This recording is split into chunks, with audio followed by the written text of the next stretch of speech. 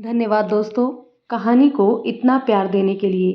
नमस्कार दोस्तों, स्वागत है आपका आपके अपने यूट्यूब चैनल मन अप स्टोरीज़ में। दोस्तों, कहानी चल रही है बिन चाही मोहब्बत। इसके 25 पार्ट अपलोड हो चुके हैं, ये 26वां पार्ट है। तो चलिए दोस्तों, 26वें पार्ट को शुरू करते हैं। हम तो देख नहीं पाए मारे भड़बड़ के। ये अनुराधा मैडम बता रही है कि चप्पल भी नहीं पहन कर गई भूमि।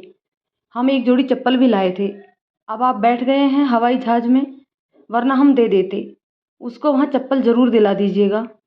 कमल धीरे धीरे सिसकियां भरते हुए बोला। अमर की आंखें भर आई, अपने आंसू पोंछते हुए बोला, हाँ, तुम परेशान मत हो, हम देख लेंगे। तुम दोनों वापस लौट जाओ, रात हो गई है। संभल कर वापस जाना हाईवे पर। कमल ने फोन काट दिया। अमर सीट पर पीठ टिकाकर बैठ गया। राधा भी चुपचाप अपनी सीट पर आंखें मूंदे बैठी थी। प्लेन टेक ऑफ कर गया था। दिल्ली से 1 घंटे के अंतर पर सिंगापुर की फ्लाइट थी। आकाश की एयर एम्बुलेंस उड़ान भर चुकी थी। जब फ्लाइट ऊपर आकाश में ऊंचाई पर उड़ने लगी तो सीट बेल्ट खोलने का अनाउंसमेंट कर दिया गया। भूमिका अपनी सीट बेल्ट खोलकर आकाश के पास जाकर बैठ गई और उसका सिर सहलाने लगी। थोड़ी ही देर में प्लेन में एक अनाउंसमेंट हुआ। अब हमारे विमान ने भारतीय स्थल सीमा को पार कर लिया है और अब ये विमान हिंद महासागर के ऊपर उड़ान भर रहा है। अनाउंसमेंट सुनते ही भूमिका ने बगल की खिड़की से नीचे नजर डाली। जिसने एक शहर से बाहर कभी कदम भी नहीं रखा था, वो अपना देश छोड़ चुकी थी। नीचे घुप अंधेरा था। रात की कालिख में रंगा वो गहरे नीले रंग का समंदर कितना भयावह लग रहा था। वो समुद्र जिसके किनारे औरों के लिए खूबसूरत रोमांटिक स्पॉट थे, वहीं भूमिका को वो मुंह फैलाए बड़ी सुरसा सा दिखाई पड़ता था। डर कर वो अपना मेंढक जैसा सर वापस अंदर प्लेन में घुसा लेती है। कहीं कहीं फ्लाइट हाउस में जल रही बिजली दूर से ध्रुव तारे की तरह चमक रही थी। बाकी हवा को चीरता हुआ घोर सन्नाटा। भूमिका वापस अपना सिर घुमाकर बैठ गई। आकाश का शरीर तरह तरह की मशीनों से घिरा हुआ था। उसमें से लगातार बीप बीप की आवाजें आ रही थी। उसकी उंगलियों में चिमटियां लगी हुई थी जिसकी नब्ज बहुत धीमे चल रही थी। डॉक्टर्स ने कहा था कि फिलहाल के लिए यही जरूरी है कि उसका हार्ट रेट कम रहे। अचानक से मौसम के चलते फ्लाइट में टर्बुलेंस हुआ और फ्लाइट हल्की सी डगमगा गई। भूमिका के लिए इतना काफ़ी था। उसकी जान हलक में अटक गई। उसे ऐसा लगने लगा कि शायद फ्लाइट नीचे गिर रही है। उसने चीख कर आकाश का हाथ अपनी हथेली में कस कर दबा लिया और उसके सीने के करीब अपना सिर ले गई। उसके ऐसा करते ही अचानक ही मशीन की बीप की आवाज़ तेज हो गई। आवाज़ सुनते ही मेडिकल टीम का असिस्टेंट दौड़कर आया। उसने देखा भूमिका आकाश का हाथ अपने हाथों में पकड़े है। वो गुस्से से झुंझला पड़ा। Madam, please don't touch the patient, please sit on your seat. आपको पता है ना वो क्रिटिकल कंडीशन में है। उसके बॉडी पार्ट्स जितना मूव होंगे, ब्लड सर्कुलेशन उतनी तेज़ी से होगा, जो उसके हार्ट के लिए फ़िलहाल ठीक नहीं है। हाथ छोड़िए उनका, किनारे बैठिए। भूमिका ने सहम कर आकाश का हाथ वापस बेड पर रख दिया और खुद उठकर अपनी सीट पर बैठ गई, सर झुकाकर चुपचाप आंसू बहाती हुई, बेहद डरी हुई। अगर आकाश होश में होता तो क्या किसी को मजाल थी जो भूमिका से ऐसे बात करता। लेकिन इस वक्त उसे सबकी बातें सुननी होगी चुपचाप सिर झुकाकर, क्योंकि उसकी जिंदगी खुद इस वक्त जिंदगी और मौत से लड़ रही है। रात कितनी लंबी हो गई थी, खत्म होने का नाम ही नहीं ले रही थी। वो 6 घंटे भूमिका को 6 जन्मों से लग रहे थे। इस बीच थकावट से कब आंख लग गई उसे पता ही नहीं चला।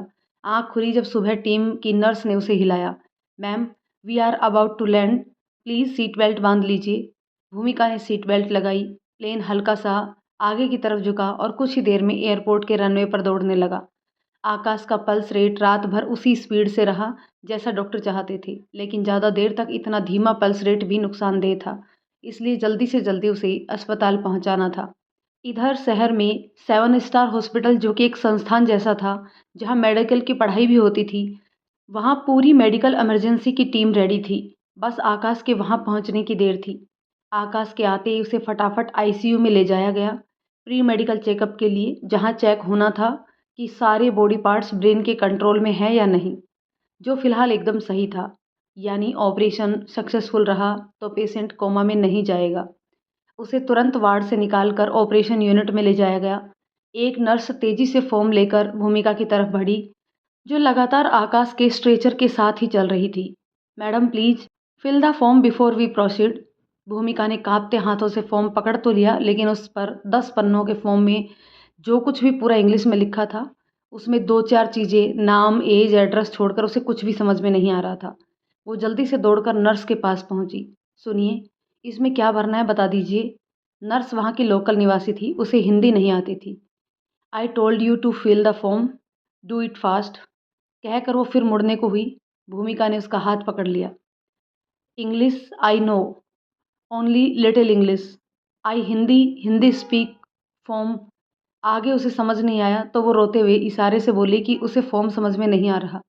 Please help. बस रोते रोते उसके मुंह से इतना ही निकल पाया। नर्स ने एक बार फिर उसे ऊपर से नीचे तक देखा। सिंगापुर में हिंदी बोलने वालों की कोई कमी नहीं थी।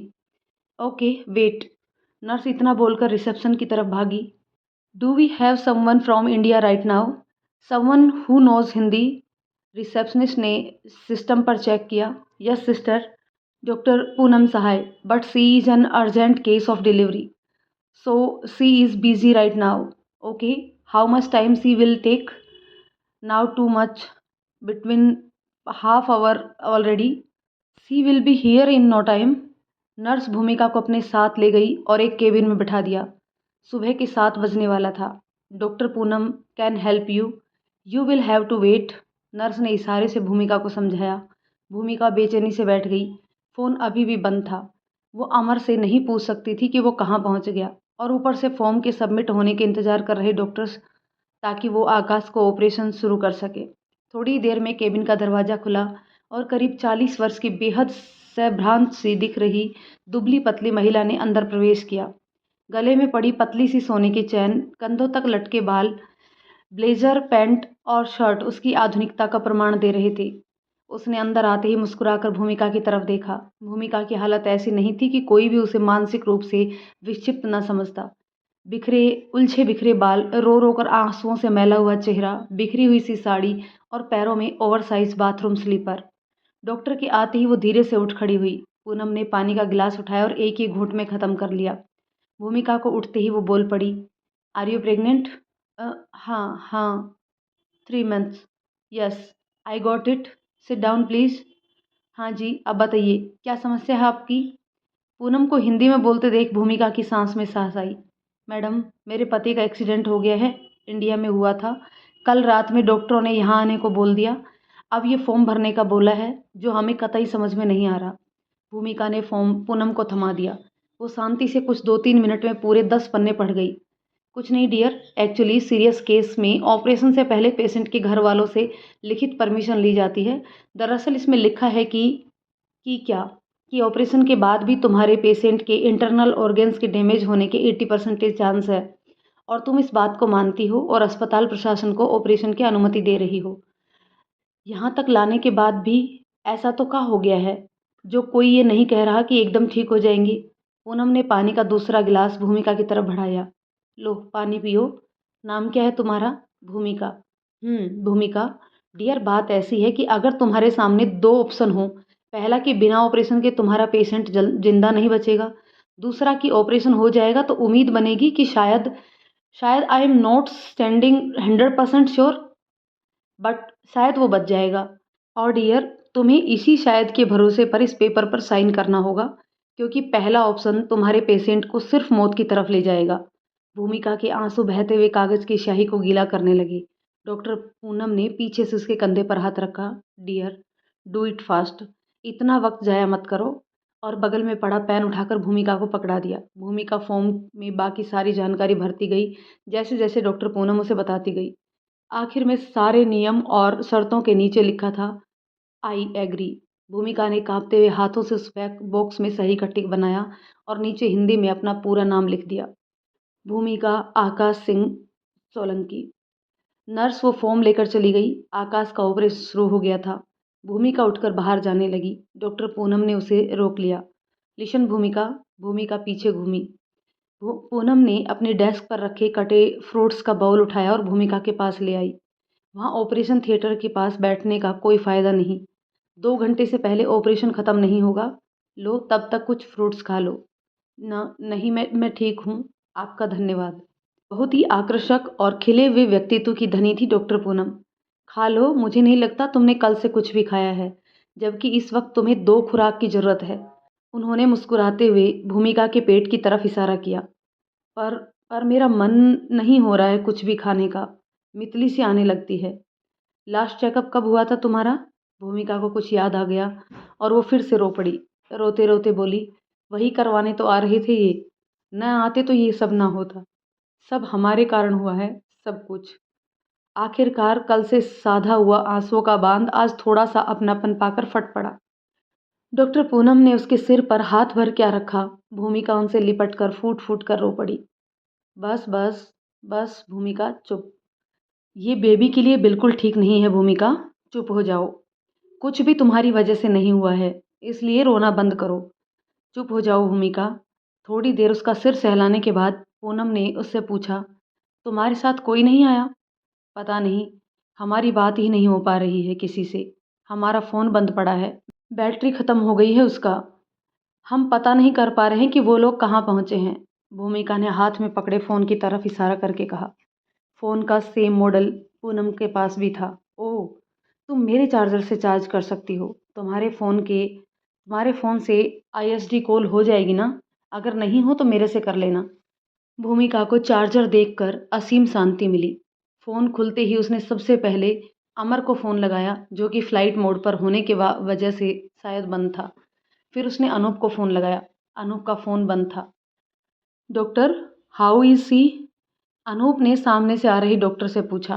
डॉक्टर ने फेस शील्ड, ग्लव्स और पीपीई सूट पहना हुआ था और अनूप ने भी। उन्होंने अनूप को दूर से खड़े रहने का इशारा किया। She is fine, fever is slowing down, so I guess now she will take no time to recover. Has she taken the booster dose? Yes doctor, we both are vaccinated. Then don't be panic. Doctor, Anoop ने doctor के कंधे पर हाथ रखकर उसे रोक लिया। Yes please, my son met a deadly accident, he also needs me right now, please do something. Doctor को थोड़ा शौक लगा। I am literally sorry to know that, we will try our best to cure her so that you could soon be with your son. Anoop के आंसू बह निकले। Ward के बाहर से ही उन्होंने अंदर लेटी सोनल को देखा। सोनल पूरी तरह होश में थी। उन्हें ग्लूकोज और कुछ एंटीवायरल दिए गए थे। उन्होंने अंदर से लेटे लेटे दरवाजे के कांच से देख रहे अनूप को मुस्कुराकर थम्स अप किया। अनूप दरवाजे से हट गई। अभी तक सोनल को आकाश के एक्सीडेंट की कोई खबर नहीं थी। उनका फ़ोन और एक्सेसरीज इन्फेक्शन की वजह से उनके पास से हटा ली गई थी। अनूप चुपचाप बाहर आकर बैठ गए। हालांकि डॉक्टर ने उन्हें साफ मना किया था हॉस्पिटल आने से और बोला था कि वो फ़ोन के थ्रू अनूप को अपडेट्स देते रहेंगे।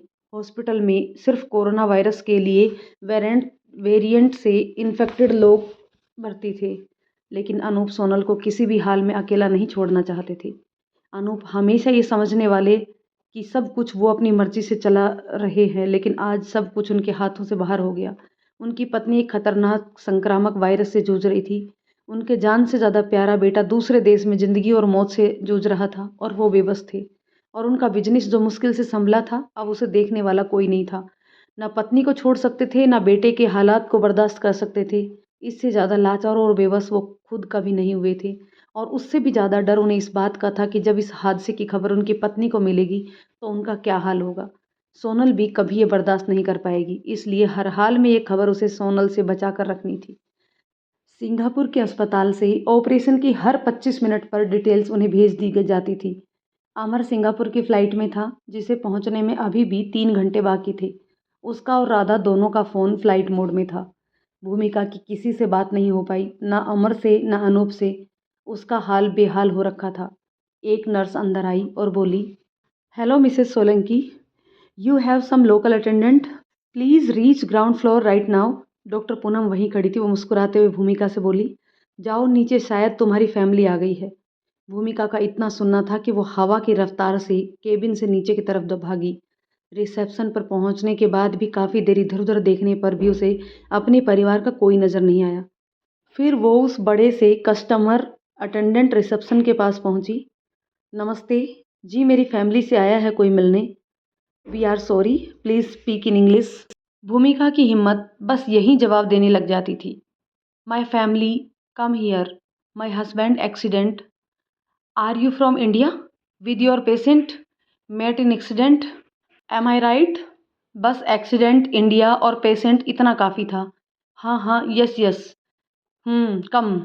रिसेप्शन पर बैठी लड़की ने उसे एक आई कार्ड देकर गले में डालने को कहा, जो पेशेंट के घर से आए ऐसे लोगों को दिया जाता था जो वहाँ रुकने वाले होते थे। उसके बाद वो उसे अलग बने एक बड़े से लॉज की तरफ ले गई। Ma'am, flammable products like cigarette, lighters and anything that can catch fire are not allowed in hospital premises. Second point, only one person as a take care is allowed to stay with patient, and here are more rules and regulations, you must read it carefully. Receptions की लड़की ने उसे लंबा चौड़ा brochure थमाया और निकल पड़ी। थोड़ी ही देर में लॉज में सिंगापुर के दो लोकल निवासी घुसे। भूमिका चेहरे से ही समझ सकती थी कि वो भद्र सज्जन और उनकी पत्नी भारतीय मूल के नहीं थे। हेलो मिसेस सोलंकी, सामने से आए सज्जन ने हाथ आगे बढ़ाया। भूमिका हड़बड़ा गई। पहले नमस्ते किया, फिर हड़बड़ा कर शेक हैंड के लिए हाथ आगे बढ़ा दिया। हाफ पेंसिल स्कर्ट, शर्ट और ब्लेजर में खड़ी वो बस दुबली पतली लड़की ने आगे बढ़कर भूमिका के कंधे पर हाथ रखा। I am really sorry for everything you are going you. I must say mister Akash Solanki will be in good health soon. Bhumika शब्द नहीं समझ पा रही थी लेकिन भावनाएं साफ समझ रही थी। उसने वापस हाथ जोड़े और कुछ नहीं बोली। उस आदमी ने 2-3 पेपर बैग अपनी पत्नी को दिए जो उसने भूमिका को थमा दिए।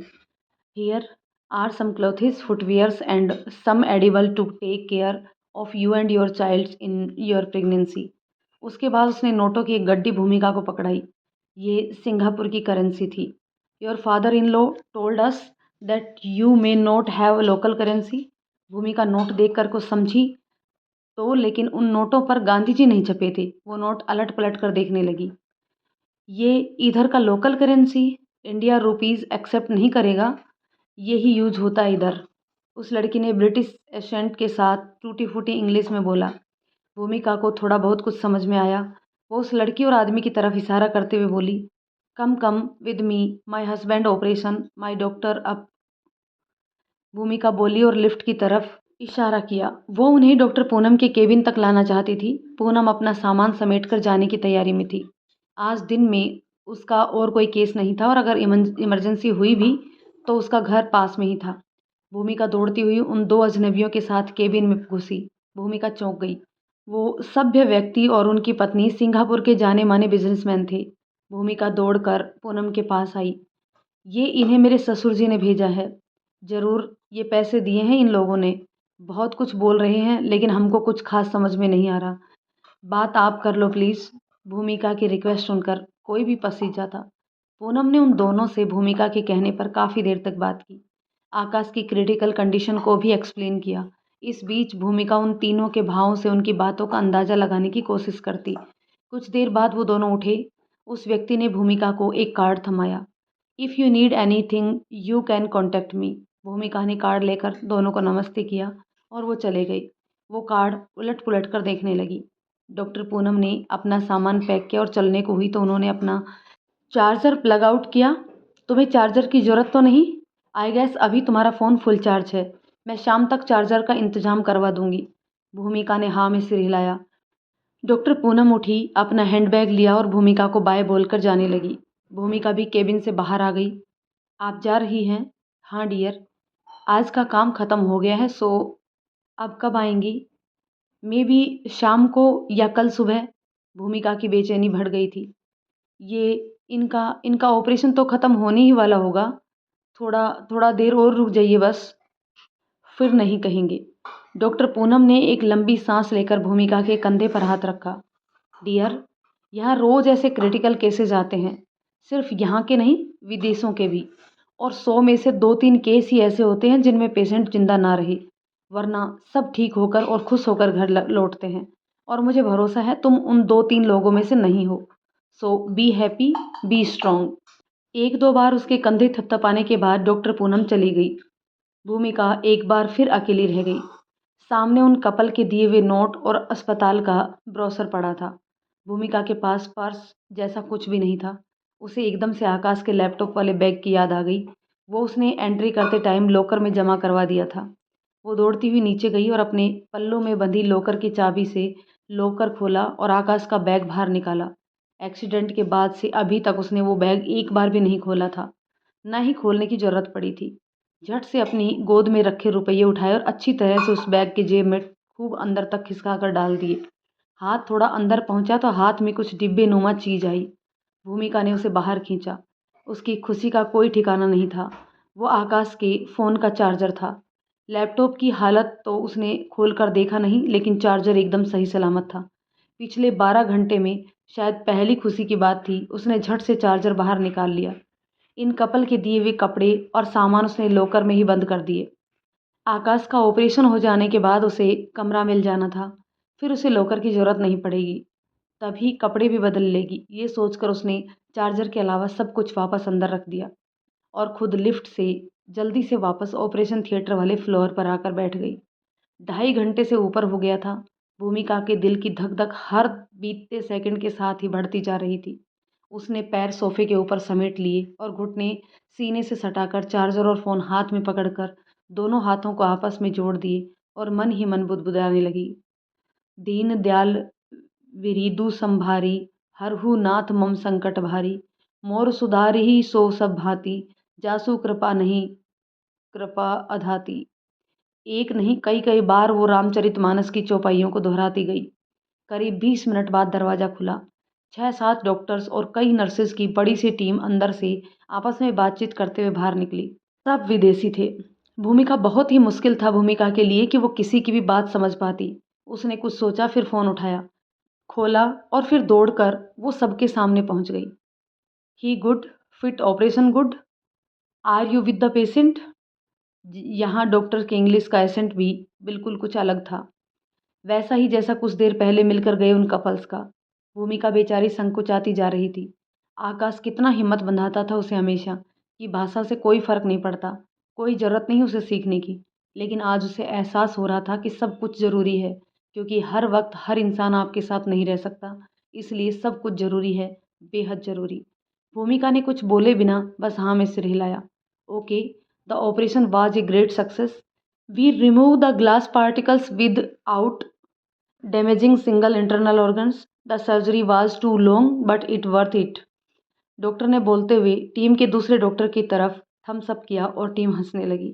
भूमिका को भले ही कुछ समझ में नहीं आ रहा था, लेकिन डॉक्टर्स का हंसना उसे बड़ी तसल्ली दे गया।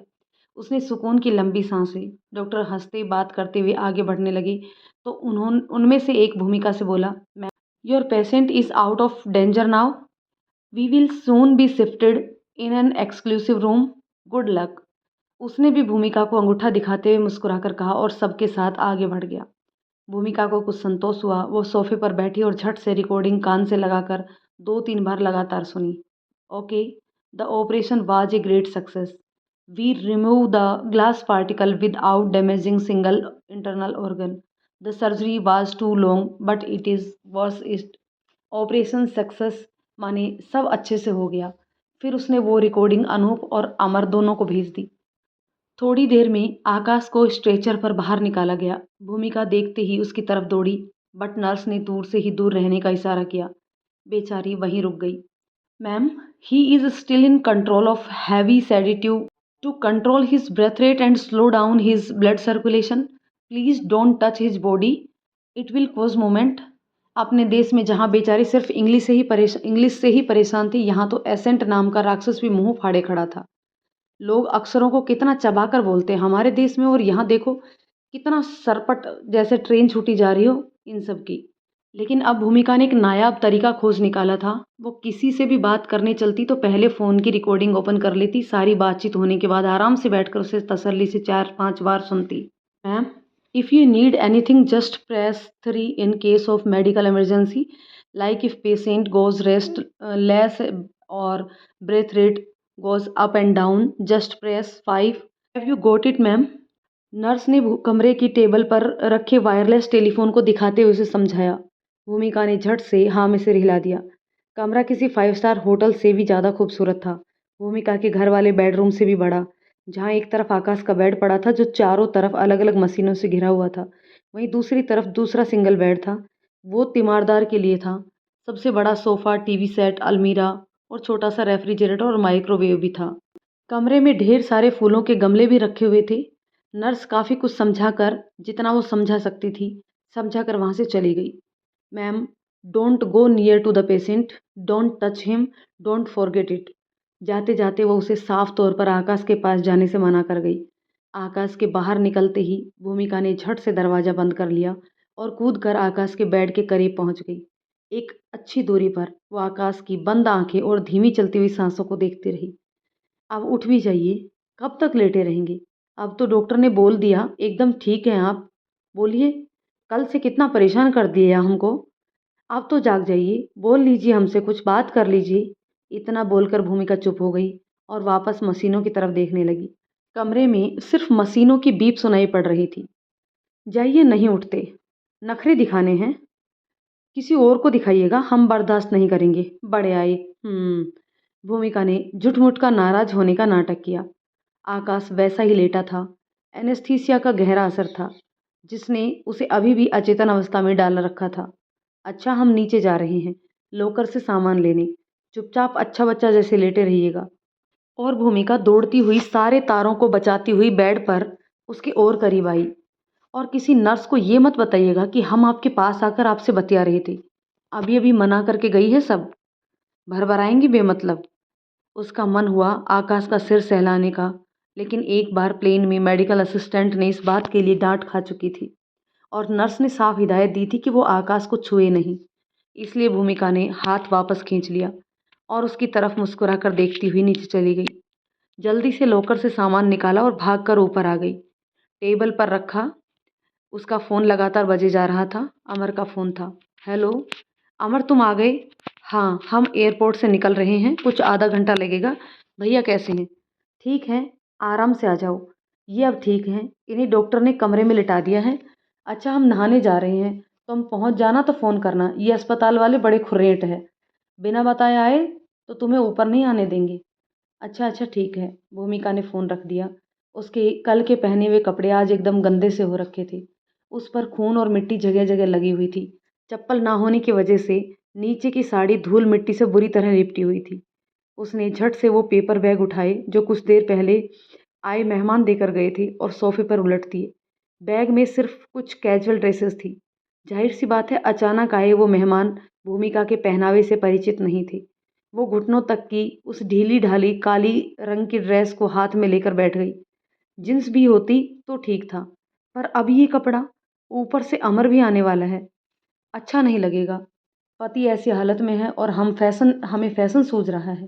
फिर उसने आकाश की तरफ नजरें घुमाई और कूदती फांदती फिर उसके बेड के पास पहुंच गई। ए, देखिए ना, ये कपड़ा दे गए हैं आपके दोस्त लोग, अब क्या पहनेंगे हम? जो भी है ये ठीक नहीं लगेगा। अमर को बोलकर सलवार कुर्ता या फिर जींस मंगवा लेंगे, ठीक रहेगा ना? भूमिका आकाश के सामने ड्रेस अपने सीने तक लटकाती हुई बोली। एक बार फिर बीप की आवाज़ सुनाई पड़ रही थी। हाँ, ठीक ही रहेगा, तब तक ऐसे ही बैठकर इंतजार कर लेते हैं। इतनी भी गंदी नहीं हुई हमारी साड़ी। भूमिका ने अपनी कुचली हुई साड़ी पर नज़र डाली और संतुष्ट मन से वो कपड़े किनारे रखकर बैठ गई। फिर उसने फ़ोन उठाकर अनूप और अमर को भेजी हुई अपनी रिकॉर्डिंग सुनना शुरू कर दी, जिसमें वो सारी बातें थी जो डॉक्टर ने उसे समझाई थी। बार बार ऑपरेशन के सफल होने वाली बात सुनकर वो खुश होती जा रही थी। फिर उसने फ़ोन किनारे रख दिया, उठी और फिर दौड़कर आकाश के पास पहुंच गई। कुछ खाएंगे? आप भी तो नहीं खाए होंगे कल से। हमारे पेट में तो अब चूहे दौड़ रहे हैं। वो आपकी सहेली कुछ खाने को दे तो गई थी, देखते हैं उसमें क्या है। वो फिर से वापस आई और दूसरे पेपर बैग से कुछ डिब्बे निकाले।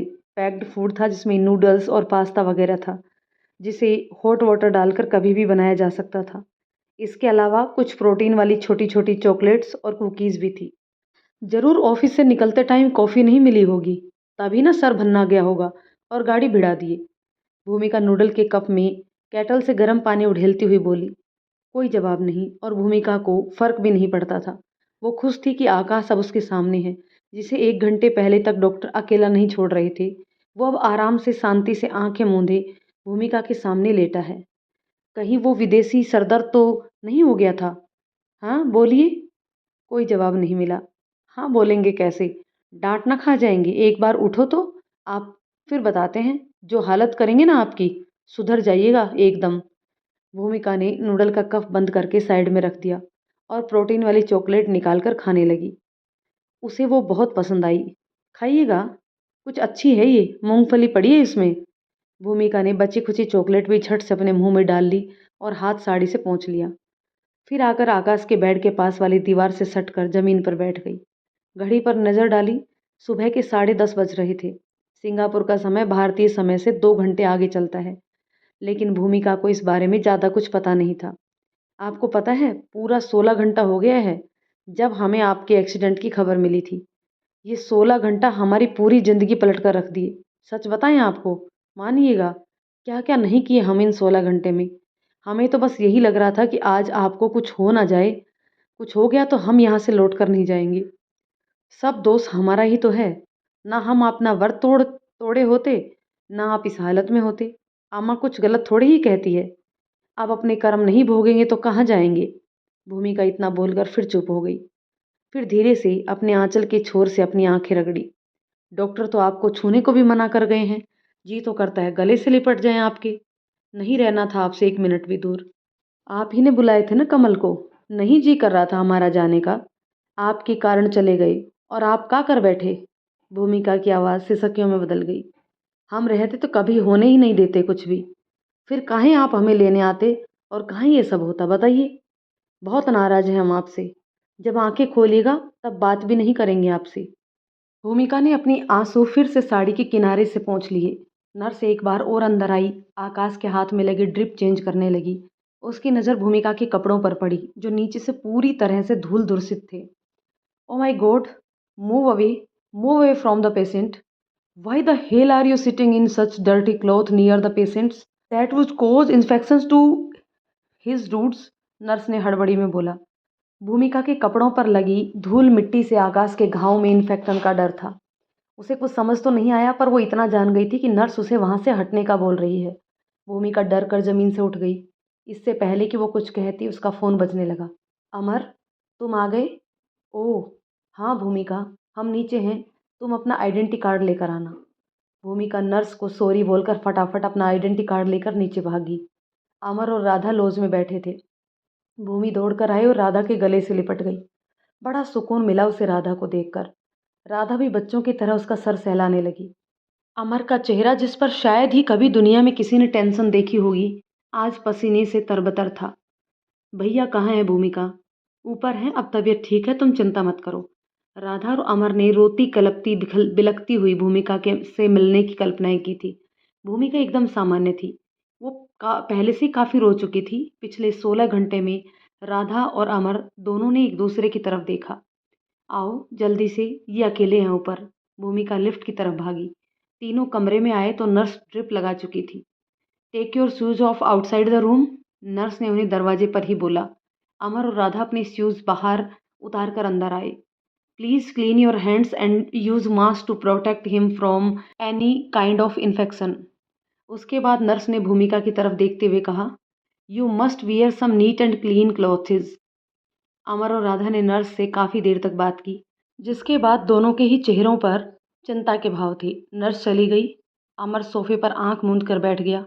भूमिका और राधा भी चुपचाप बैठे थे। तीनों एक दूसरे से कुछ नहीं बोल रहे थे।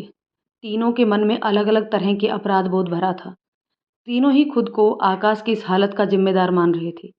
अमर खुद को, राधा खुद को और भूमिका भूमिका का तो अपराध बोध ही मासूमियता से भरा हुआ था। अमर ने फ़ोन निकालकर अनूप को फ़ोन लगाया और उठकर कमरे से बाहर निकल आया। अमर, अमर तुम पहुंच गए? आकाश कैसा है? अमर ने एक गहरी सांस ली और फिर दीवार से पीठ टिकाकर आंखें मूंद कर बोला, डैड, वो बिल्कुल भी ठीक नहीं है। उनका ऑपरेशन अच्छा रहा। जो सबसे बड़ा खतरा था वो टल गया, लेकिन उनका नर्वस सिस्टम अभी भी काम नहीं कर रहा था। इसे कोमा की ही स्टेज कहा जा सकता है। हालांकि बाकी सारे इंटरनल ऑर्गन अपना काम अच्छे से कर रहे हैं, लेकिन स्कल्प में हुए माइनर फ्रैक्चर ने ब्रेन को पैरालिसिस कर दिया है।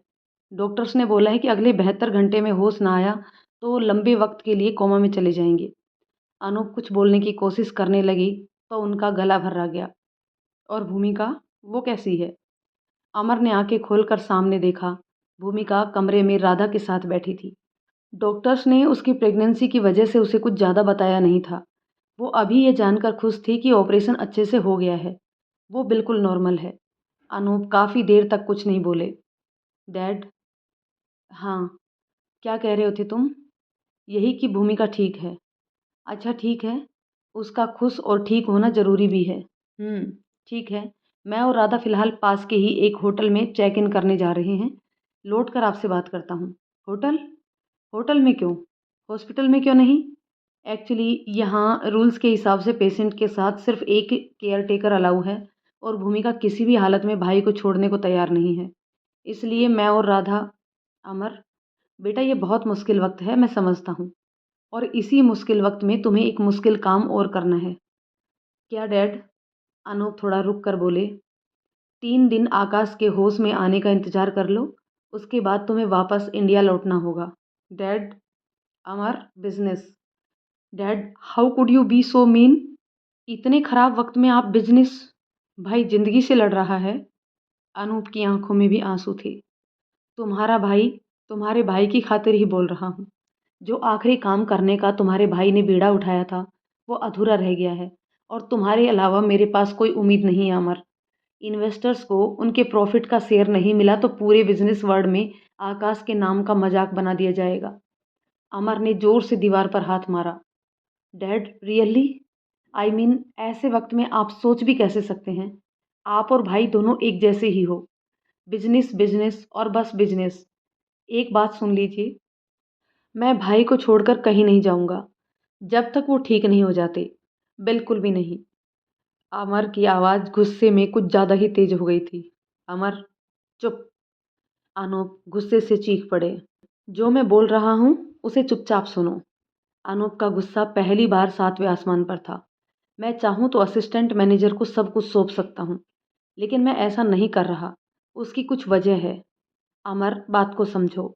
आकाश के एक्सीडेंट के पहले कंपनी बिखरने के कगार पर थी। आकाश ने 1.5 महीने की मेहनत में मुश्किल से सब कुछ बटोर कर एक साथ कर पाया, और जब वो बिस्तर पर लेटा है तो किसी अपने की ज़रूरत है जो उसके अधूरे काम को पूरा करे।